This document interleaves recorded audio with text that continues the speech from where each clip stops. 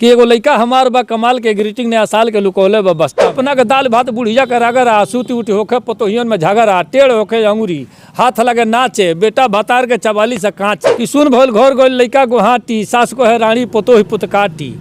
यहाँ आना हुआ और सूचना मिली और इस सूचना से आप लोग यहाँ पहुँच गए। इसको सूंघते सूंघते कहते हैं। सूंघते सूंघते आप लोग पहुँच गए। नमस्कार साथियों, हमारे साथ बादशाह प्रेमी है और जब भी बादशाह प्रेमी का नाम आता है तो हास्य व्यंग के दुनिया में इनका नाम अदबो एहतराम के साथ लिया जाता है। अंतर्राष्ट्रीय हास्य कवि हैं, देश विदेश का दौरा करते रहते हैं और अपने हास्य व्यंग के कविताओं से अपने तमाम दर्शकों को रिझाते रहते हैं। हमारी मुलाकात आज इनसे हुई है, एक दो कविताएँ सुनेंगे, तमाम बातचीत करेंगे। और क्या हाल है? बहुत बढ़िया है, अच्छा है। आप लोग अपना बताइए। आप लोगों को सबसे पहले धन्यवाद करता हूँ कि यहाँ आना हुआ और सूचना मिली और इस सूचना से आप लोग यहाँ पहुँच गए। इसको सूंघते सूंघते कहते हैं। सूंघते सूंघते आप लोग पहुँच गए तो आप लोगों का धन्यवाद। और इस ठंड के मौसम में समझिए, चूँकि हमको भी जल्दीबाजी है और काफ़ी ठंड बढ़ते जा रही है, तो सबसे पहले तो आप सबका धन्यवाद करता हूं। और जो निपटाना है जल्दी जल्दी में आप निपटा ही लीजिए ताकि हम भी निपट न जाए रास्ते में। चलिए, हम दो कविता जो सुनेंगे, दो कविता आपसे मात्र सुनेंगे। उससे पहले मतलब लोग हिंदी साहित्य में, हिंदी लेखनी में, हिंदी कविताओं में अपना कैरियर देखते हैं। भोजपुरी के सहारे आप अपना पूरा दुनिया में परचम लहरा रहे हैं। भोजपुरी में भी मतलब कैरियर हो सकता है, भोजपुरी में भी कविताई हो सकती है, ये कैसे सोचते हैं? देखिए, भोजपुरी इतनी महान और इतनी समृद्ध है, जहाँ मुझे लग रहा है कि 22-24 करोड़ लोग भोजपुरी भाषी हैं। जहाँ दुनिया के तमाम देशों में भोजपुरी बोली जाती हो, तो भोजपुरी साधारण नहीं है। ये अंतर्राष्ट्रीय स्तर पर जिसकी ख्याति है, जहाँ मॉरिशस, फिजी, सूडान, त्रिनिडाद और म्यांमार में भोजपुरी अगर बोली जाती हो, तो ऐसी भोजपुरी को आप हे दृष्टि से कुछ लोगों ने, कुछ गायकों ने, कुछ तथाकथित कवियों ने इसको जो भी नीचे किया है। नहीं तो भोजपुरी बहुत ही समृद्ध है, बहुत ही महान है। भोजपुरी हमको बोलना चाहिए अपने परिवार में, अपने घर में। और देखिएगा, आज नहीं तो कल भोजपुरी जब स्थापित होती है, भाषा का दर्जा इसे मिलेगा, 8वीं सूची में गई भोजपुरी, तो पाठ्यक्रमों में भी आएगा। भोजपुरी में बहुत सारे साहित्य लिखे जा चुके हैं। चलिए, सीधे सीधे बहुत बात नहीं करते हुए, आपका एक बहुत ही प्रसिद्ध कविता है, सास कहे रानी पतोह पुतकाटी। भोजपुरी में एक कविता है, हम चाहते हैं कि एक बार उसको सुनाइए पहले। देखिए, ये तमाम सारी जो भी कविताएँ हमारी हैं, ये सब भोजपुरी में भी हैं, लेकिन वो घटित घटनाओं को लेकर के हैं। अब कैसे भोजपुरी में है, सुनिए। पहले एक मुक्तक से अपनी बात शुरुआत करता हूँ। मैंने भोजपुरी के लिए कहा है कि जे बोली समझी एकरा के सट जाई उल्लासा नियर, इतना मीठ कहाँ कोनो हमारी भोजपुरी भाषा नियर। हिंदी ताज हवे माथे के, उर्दू घर के माला, अंग्रेजी ह सूट बूट बस हमरा यह बुझाला। अब भोजपुरियन के भाव हवे तुलसी कबीर रविदासा नियर, इतना मीठ कहाँ कोनो हमारी भोजपुरी भाषा नियर। क्या बात? भोजपुरी में देखिए, घटना ये तरह घटल। हम एक दिन उखियारी में गए ऊख छिले खातिर। एगो पतोह और ओकर सास दुनू ऊख छिले खातिर गए छन। मामला ये जैसे बिगड़ल कि दूगो पतोही बाड़ी सन, दुनू पतोहियन में नाई पटले के चलते अलगे बाड़ी सन। आ ससुई जहिया छोटका में रहे तनी काम ज़्यादा करी, बड़का में रही तनी काम कम करी।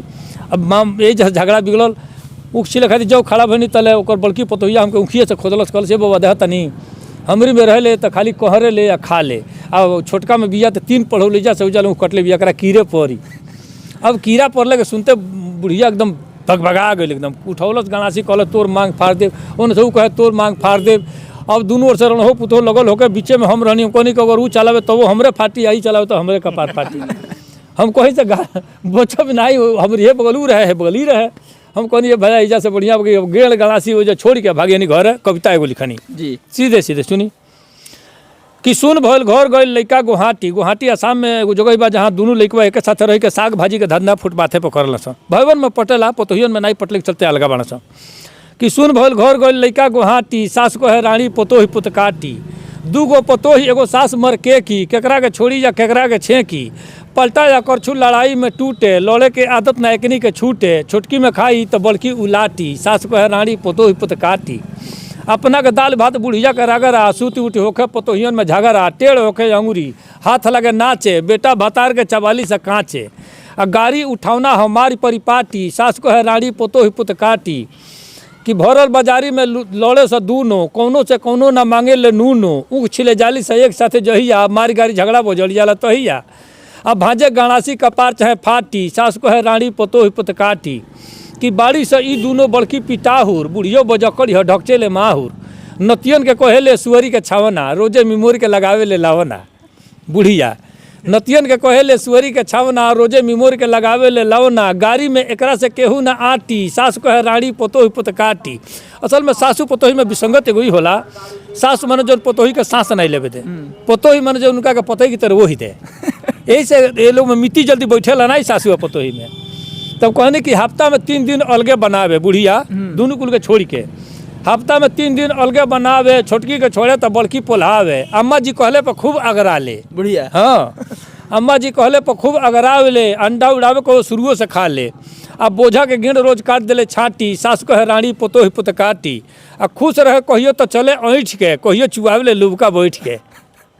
बुढ़िया खुश रहे कहियो तो चले ऐंठ के, कहियो चुआवे ले लुबका बैठ के।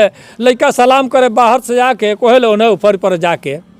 आ हंस के चुपाई उ बोली ना डांटी, सास कहे रानी पोतोही पुत काटी, सास कहे रानी पोतोही पुत काटी। बादशाह प्रेमी के द्वारा सुनाया गया कविता आपने सुना। अब चलिए हम लोग इस वीडियो को समाप्त करेंगे और एक अंत में नए साल के अवसर पर एक कविता थी इनका जिसका नाम था ग्रीटिंग कार्ड, जिसकी वजह से मतलब इनके प्रसिद्ध कविताओं में कुकुर भोज, बहुभोज और इसके बाद से ये था। हम चाहेंगे कि इस वीडियो के अंत में उस कविता को सुनेंगे और फिर समाप्त करेंगे। ग्रीटिंग कार्ड वाला कविता देखी, इहो घटित घटना पर कविता बा हमार। सीधे सीधे कविता सुनल जाए, में कविता निरुद्देश्य नहीं, खाली हम खातिर हंसे हंसावे खातिर नहीं, कोनो जो पश्चिमी सभ्यता जो दिनों दिन हमनी के ऊपर हावी भल जाती है, हमनी के कहीं से संसार अपनी संस्कार से विरत भल जाता नहीं जा, एक के लेके हम कहे के कोशिश करी वो बात नहीं बगला जेब तनी सामने सामने। हाँ, तो अब ये ताकत नहीं तो ताकत लेके बनत रहुआ ना, हम ही दखल बनता। सुनी कि एगो लड़का हमार बा कमाल के, ग्रीटिंग नया साल के लुकौले बा बस्ता में। एगो दखनी लिफाफा में बंद रहे, ओके खोलनी तो भीतरा सुगंध रहे। उमें फूल रहे नकली गुलाब के, सेंट रुई में धई रहे दाब के। रहे नाव गाँव सगरो न पाता, कोनो लड़की के लिखल बुझाता। शेर ऐसा लिखाई रहे नीचे, हम पढ़नी तो सांस लगनी घींचे। उसे पूछनी कि केकर ई कार्ड हो, तो कहलस फराड हो, ई पौनी है रास्ता में। एगो लड़का हमार बा कमाल के, ग्रीटिंग नया साल के लुकौले बा बस्ता में। खोलनी दूसरा तलमहर तूफान रहे, एगो दिल उमें तीर के निशान रहे। नीचे लिखा रहा happy new year, I love you friend my dear. हमरा आवे ना 3 4 5, और मेरे लिख रहे लव फॉर लाइफ। और चौथा पचवा लिफाफा उघार के, लगनी लाइन से पढ़े दिया बार के। देह रात भर बोथल बुखार से, पसेना कपार से, बिहाने गिरल नाश्ता में। एगो लड़का हमार बा कमाल के, ग्रीटिंग नया साल के लुकौले बा बस्ता में। एगो खोलत में कहे आई लव यू, कुछ बोले ना बंद होके जबू। हम तो अचरज से हो गई पागल, हमरा सगरों से नीक उहे लागल। ओके लगनी हम बंद करे खोले, एके बतिया उ बार बार बोले। कहनी लड़का हमार होशियार बा, एके बोलल डांटल बेकार बा। एकरा प्यार के दिमागी बुखार बा, हमार कौन कार बा, ई बुझत सस्ता में। एगो लड़का हमार बा कमाल के, ग्रीटिंग नया साल के लुकौले बा बस्ता में। एगो 2 गो ना 15 गो पूरे, कुछ पढ़नी कुछ छोड़नी अधूरे। कहीं फिल्मी हीरोइन के चित्र बा, कुछ नंगटे उघारे विचित्र बा। कहीं ना कहा गाल के बड़ाई रहे, नौका विज्ञान के पढ़ाई। हमरा लागल कि यह बात मेन बा, सगरो टीवी या सीडी के देन बा। एगो पश्चिम से आयल बा आन्ही, कि सोना के पानी मिलौले बा जस्ता में। एगो लड़का हमार बा कमाल के, ग्रीटिंग नया साल के लुकौले बा बस्ता में।